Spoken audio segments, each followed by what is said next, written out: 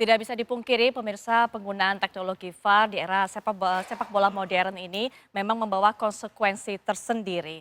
Termasuk juga tadi kita dengarkan apa pendapat dari para narasumber. Para pemain harus siap, para pemain harus betul-betul paham dan juga adaptif dengan teknologi ini. Rasanya bukan cuma para pemain, tapi juga para supporter. Bagaimana bisa menerima keputusan dari wasit, termasuk juga wasit VAR, ini dengan lapang dada, dengan terbuka, termasuk juga percaya kemudian bahwa memang keputusannya ini sudah melalui berbagai jenjang pengawasan. Nah ini mungkin yang harus kita pahami Bang Zaki. Betul. Yang bertugas seperti pada pertandingan kemarin bukannya si Fakon Puudom saja yang memantengi kemudian juga memonitor VAR. Betul. Tapi ada juga wasit-wasit lain dalam ruangan tersebut. Ya. Di dalam ruang VAR itu ada 3 wasit yang mengawasi pertandingan. Kemudian juga ada di belakangnya itu ada supervisor. Jadi yang memang yang memegang peranan itu yang 3 wasit tadi. Ya. Kemudian ada supervisornya untuk mensupervisi, untuk mengawasi 3 wasit VAR tersebut. Jadi sebetulnya di ruang VAR ini bukan cuma 1 wasit, Betul. ada 3. Nah di sanalah 3 ini yang kemudian melihat dari setiap angle-nya mereka, mana potensi-potensi pelanggaran atau mana potensi yang memang bukan pelanggaran. Nah itu mereka saling diskusi, habis itu diserahkan kepada wasit yang di lapangan melalui earphone-nya. Baik. Di sana nanti ada diskusi antara pemimpin wasit yang VAR dengan wasit yang di lapangan. Pada akhirnya wasit lapangan yang akan menentukan juga setelah melihat hasil rekamannya. Baik, tapi setidaknya rekomendasi yang diberikan itu Bang Zaki memang sudah persetujuan hasil diskusi baik dari mereka yang bertugas maupun para supervisor tersebut ya. Betul. Nah ini yang perlu juga diketahui oleh masyarakat. Nah Bang Aun, kalau kemarin pada saat Piala Asia terluka akan keputusan wasit pada saat berhadapan dengan Qatar yang dilakukan oleh PSSI mengajukan protes pada saat itu ke AFC. Kemudian juga kita tahu Coach Sintayong kemarin juga memberikan atau mengajukan protes bahkan pesan kepada AFC sebelum laga terakhir berlangsung bahwa minta AFC untuk bisa mengeluarkan wasit-wasitnya atau menugaskan wasit-wasitnya yang cukup fair begitu. Untuk pertandingan kali ini sebenarnya adakah kemudian langkah yang perlu dilakukan oleh baik itu mungkin PSSI dan sebagainya untuk bisa mendapatkan jaminan bahwa wasit yang ditugaskan, wasit apapun itu, wasit utama, wasit VAR memang cukup fair dan juga akan bisa memimpin jalannya pertandingan dengan cukup baik? Ya rasanya memang kalau sudah dekat kan memang agak sulit ya. Tapi juga dengan Pak Erick Thohir dan juga timnya juga tentu sudah melakukan. Saya yakin sudah melakukan hal tersebut gitu dengan berkomunikasi dengan FIFA, berkomunikasi dengan AFC dan juga apalagi kan sekarang udah di tahap kualifikasi Olimpiade, istilahnya berkasnya dilimpahkan ke IOC, sudah berbeda lagi yurisdiksinya. Betul. Jadi saya rasa memang saya juga cukup berkeyakinan kalau misalnya PSSI pun sudah membuat langkah gitu untuk melakukan istilahnya mengirim pesan lah kepada pihak terkait kalau misalnya memang kan yang dibutuhkan tuh bukan berarti harus gimana-gimana, yang penting wasitnya fair, memimpin pertandingan, melaksanakan tugasnya dengan baik. Jadi saya rasa sebenarnya upayanya saya yakin sudah dilakukan sih sebenarnya. Oke, kita harap nanti wasit bisa bertugas dengan adil sehingga para pemain kita, Bang Peri, saat berhadapan dengan lawan Gini ini yang bukan lawan sembarangan juga bisa tampil total begitu kan. Penilaian mengenai calon lawan kali ini? Ya kalau melihat calon lawan ini saya rasa berbeda ya. Berbeda dengan Asia, juga berbeda dengan perwakilan dari Afrika. Yang setahu saya perwakilan dari Afrika ini adalah power and speed.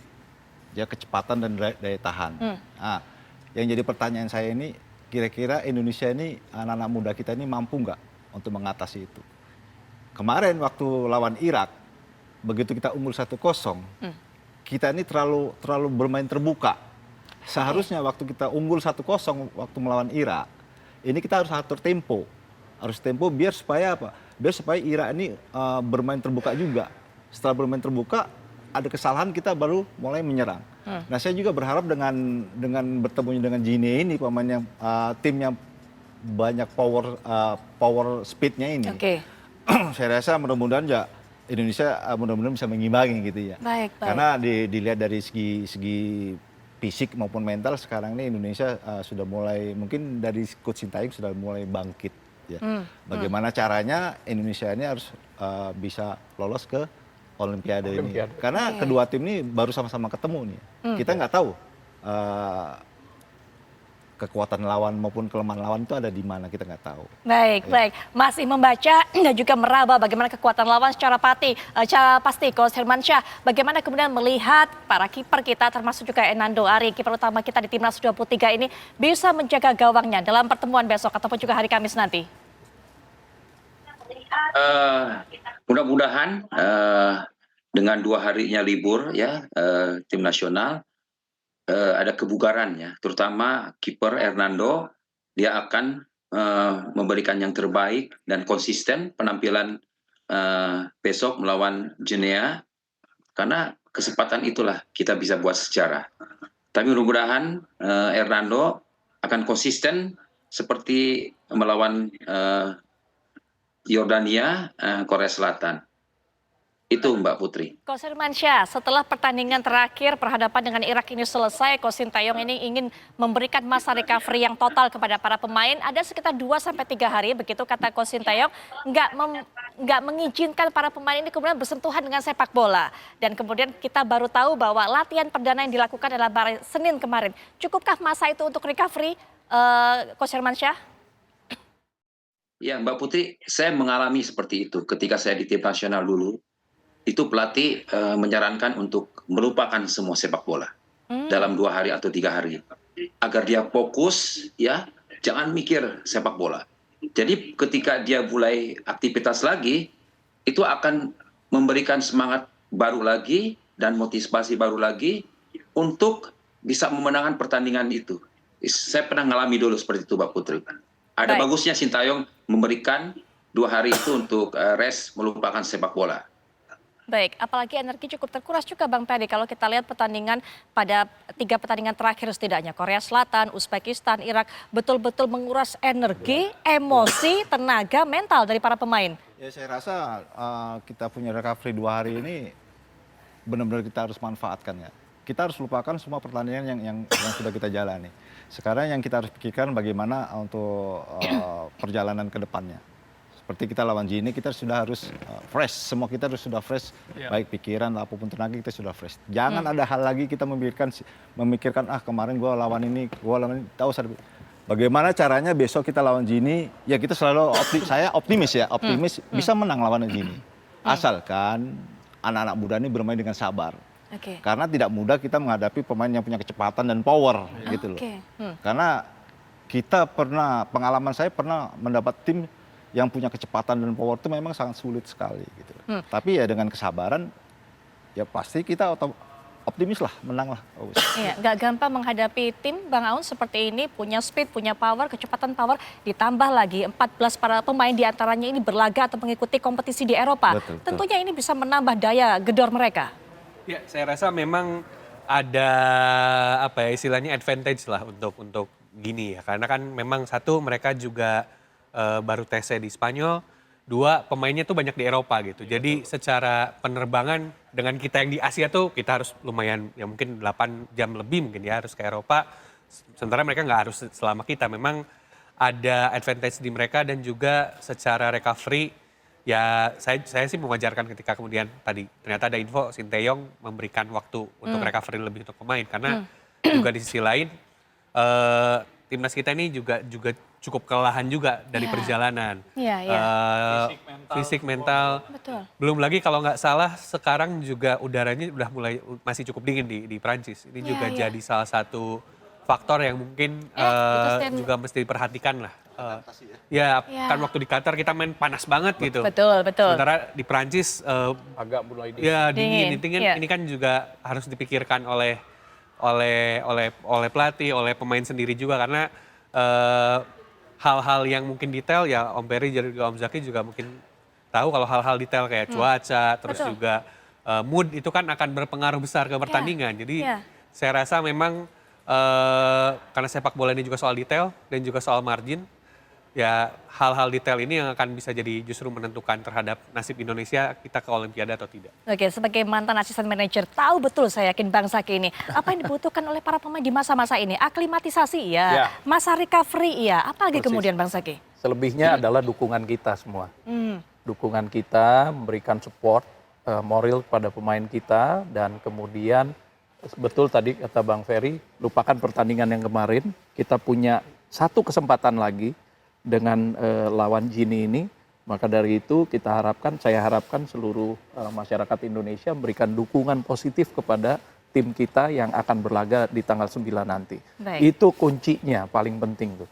sama satu lagi, sekarang kan ada medsos. Kalau zamannya Bang Ferry ini nggak ada medsos nih dia. Ini juga menjadi faktor penting juga nih bagi mentalnya pemain. Iya, mentalnya pemain. Maksud saya lebih baik mereka off dulu, jangan lihat media sosialnya, ya, untuk fokus kepada pertandingan. Ya, pada saat Ya. waktu Bang Zaki menjadi asisten manajer di tahun pada saat 2006. 2006 Di pada saat Qatar itu. juga, Qatar, ya. ya waktu itu. Betul. Ada kemudian kebijakan-kebijakan yang harus dilakukan oleh para pemain, ada larangan ini itu untuk bisa menjaga Ada. fokus mereka seperti apa Persis. waktu itu? Waktu itu kita juga membatasi mereka menggunakan handphonenya. Jadi kalau udah malam itu ya sudah harus dipisahkan tuh handphonenya agar mereka bisa istirahat dengan penuh. Oke. Ya, apalagi waktu itu kan kita TC-nya di Belanda.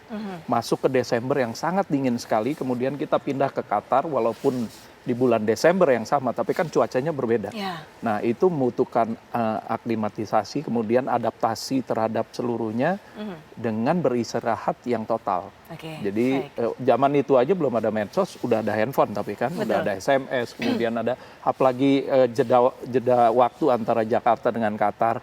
Kalau ada keluarga telepon apa segala macam, di saat-saat tertentu iya kita berikan mereka. Tapi selebihnya kalau untuk istirahat mereka harus off semua itu. Baik, terakhir Bang Zaki, keyakinan akan timnas kita bisa mendapatkan tiket ini berlaga di Olimpiade. Bola itu bundar. Saya masih yakin Indonesia bisa lolos ke Olimpiade. Baik, Bang Ferry juga bagaimana melihat peluang dari timnas kita? Apa yang harus dilakukan oleh Coach Sintayong nanti untuk meredam gini ini? Kalau Bang Jaki bilang tadi bola itu bundar. Oke. Kalau buat saya sepak bola itu bukan matematika. Hmm. Ya kita berharap saya mungkin Bang Jaki dan Bang Awon juga masyarakat Indonesia ini berharap Indonesia ini bisa lolos Baik. dan bisa mengalahkan tim ini. Ya mudah-mudahan untuk anak-anak muda kita ini terus berjuang Ya. semaksimal mungkin. Apapun yang akan terjadi kita kembaliin ke anak-anak itu di lapangan. Oke, Coach Hermansyah, bagaimana kemudian juga melihat terutama ini kiprah dari sang kiper sendiri, apa yang harus dilakukan untuk bisa menjaga clean sheet gawang ini? Coach Hermansyah. Nah, pertama mudah-mudahan Hernando penampilannya konsisten, ya, dia punya kecepatan, ya, dia punya reading the game-nya bagus, dan satu dia harus cermat untuk mengantisipasi gerakan lawan yang selalu menerobos.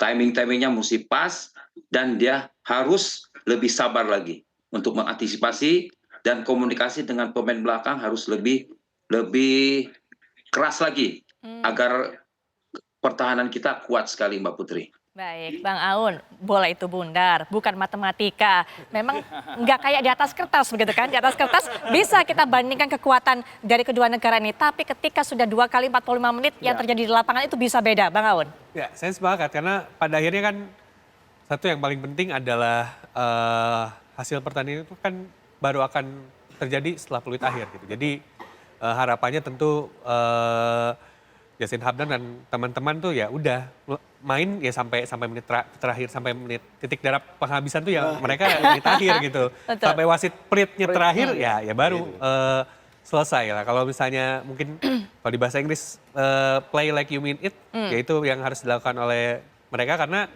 ya kita sudah bicara soal kekuatannya gini seperti apa, terus juga situasinya Indonesia seperti apa. Tapi kan pada akhirnya ya anak-anak muda ini yang bermain dan yang mereka harus lakukan ya itu Baik. berusaha Mereka yang maksimal. memutuskan Ya, mereka yang Betul memutuskan sekali. pada akhirnya. Iya, kita sudah bahas semuanya mengenai pemain, soal wasit juga, tapi yang juga pasti Bang Zaki ingatkan kepada kita, butuh dukungan dari para supporter, butuh dukungan dari masyarakat dan juga pasti doa. Terima kasih Bang Zaki, Bang Ferry juga terima kasih, Bang Aun terima kasih, Coach Hermansyah juga terima kasih sudah meluangkan waktunya untuk bisa memberikan pandangan dalam perbincangan ini.